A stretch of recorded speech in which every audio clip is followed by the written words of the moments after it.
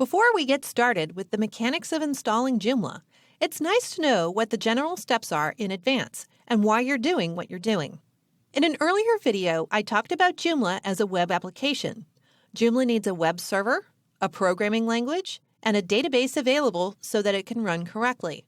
In this case, we'll be looking at Apache as our web server, PHP as the programming language, and MySQL as the database. Your local computer, the one sitting right there in front of you, does not have this software installed on it, so we'll have to install it first before we install Joomla. Take the first letter of Apache, MySQL, and PHP, that spells AMP. You may have heard of LAMP before, where the L stands for Linux, which is frequently the operating system of the web host. In your case, it's likely that you're running either Windows or Mac as your operating system. Therefore, for Windows, we'll install WAMP, which stands for Windows, Apache, MySQL, PHP. For the Mac people, we'll install MAMP. Once the software is running, our picture gets a little complicated.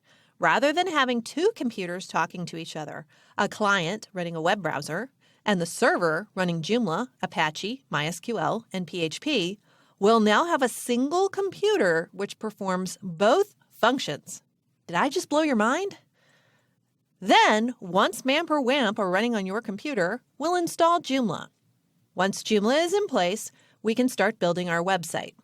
The other alternative is for you to get some web hosting, install Joomla on your web host, and work there.